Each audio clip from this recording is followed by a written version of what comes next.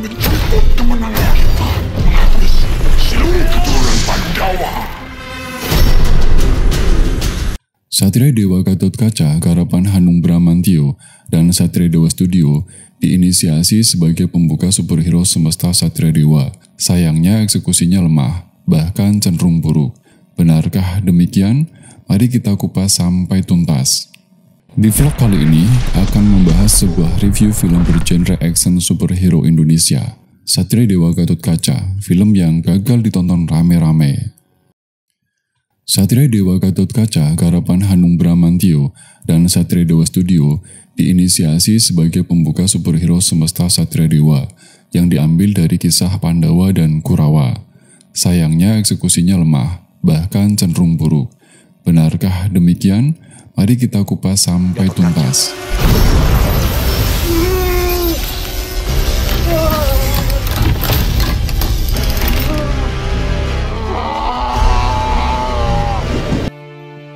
Jika di luar negeri sudah ada Marvel dan DC yang bersaing menyajikan film-film superhero, di dalam negeri sejak tahun 2019 pun resmi memiliki jagat sinema Bumi Langit dan jagat Satria Dewa. Di jagat sinema Bumi Langit sudah diinisiasi dengan Gundala.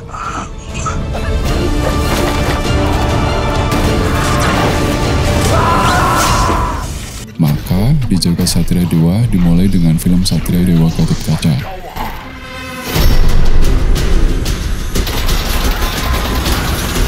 Ini sekaligus menjadi sebuah kebanggaan tersendiri untuk menyuguhkan tontonan film Indonesia yang lebih bervariasi. Garis besar cerita film Satria Dewa Gatotkaca adalah mengisahkan Yuda, diperankan Rizky Nazar, seorang pemuda yang baru saja kehilangan pekerjaannya.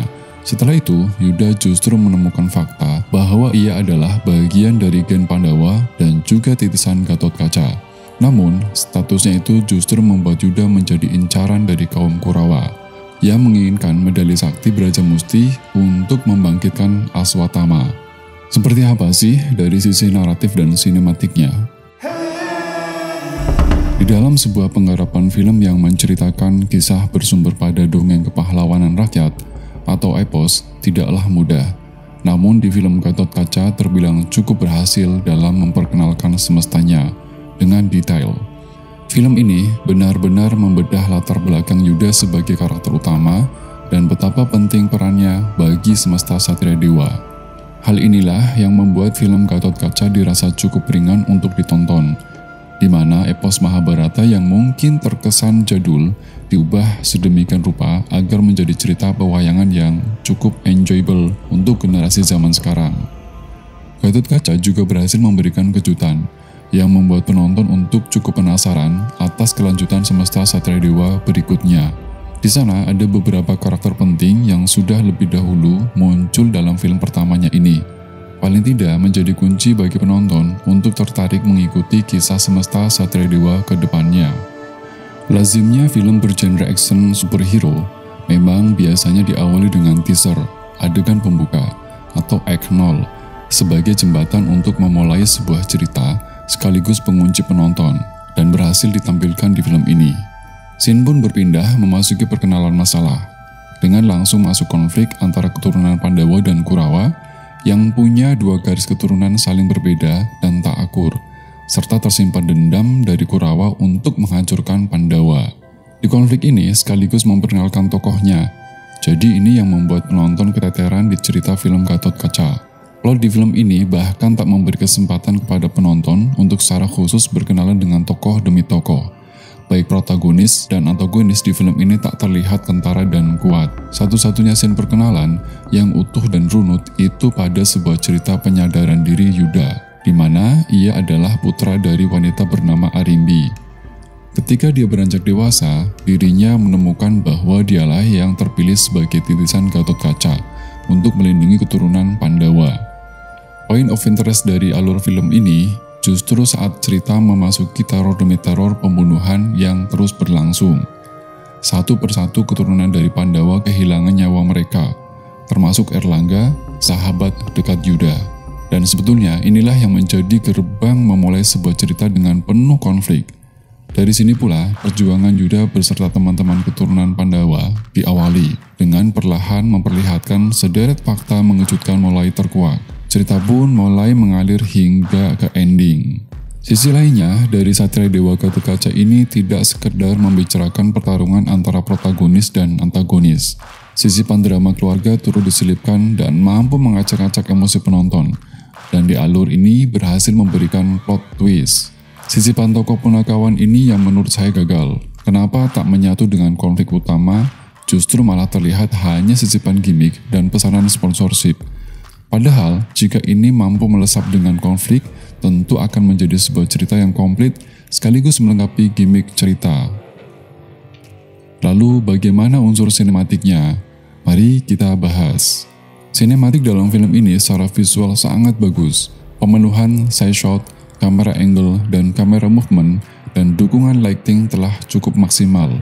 Penonton dimanjakan dengan visual-visual yang kuat, didukung oleh teknologi CGI, cukup progresif, dan cukup sempurna untuk standar Indonesia. Dalam hal setting atau latar, juga telah memenuhi aspek kebutuhan cerita yang mengadopsi epos Mahabharata kuno menjadi Mahabharata modern. Dan ini luar biasa. Satu-satunya setting yang menurut saya kurang maksimal adalah setting labirin atau rumah besar Kurawa Aswatama yang masih terlihat dibuat-buat, belum menyatu dengan keberadaan setting yang lain. Beralih ke wardrobe, properti, dan make up, dari sisi ini juga telah cukup berhasil. Terlihat sekali memang keseriusan persiapannya dan cukup detail. Boleh dibilang, kemampuan akting bela diri dari setiap pemain patut diapresiasi, terutama sang pemeran utama alias si Gatotkaca, Rizky Nazar yang selama ini terkenal lewat akting yang sweet, romantis, dan bikin hati wanita meleleh. Tapi jika ingin melihat sosok lain dari seorang Rizky Nazar, film Satria Dewa Gatotkaca sayang untuk kamu lewatkan. Dari sisi pengadeganan ini, yang menurut saya banyak kelemahan terutama ada pada adegan pertarungan antara antagonis dan protagonis, yang masih terlihat kaku dan belum tereksplor dengan baik. Hal ini mungkin terbatasnya gerak kamera yang belum luwes saja. Di pengadeganan pertarungan, banyak terlihat keteteran, sehingga penonton menjadi seperti anti klimaks saat menonton. Kurang lama dalam menunjukkan adegan pertarungan dari setiap tokoh. Tetapi, ini semua adalah langkah positif yang menunjukkan berkembangnya industri perfilman lokal. Mengingat, Gatotkaca adalah film pertama Jagat Satria Dewa. Akhirnya, penonton merasa pertarungan dalam Satria Dewa Gatotkaca begitu dramatis dan apik berkat bantuan teknologi CGI dan the second director yakni editor yang telah melakukan pengeditan secara progresif. Di samping itu, tata suara maupun musik juga diperhatikan betul, sehingga penonton kian dibawa hanyut mengikuti adegan demi adegan. Terakhir, banyak pula dialog antara pemain yang sukses memunculkan gelak tawa penonton.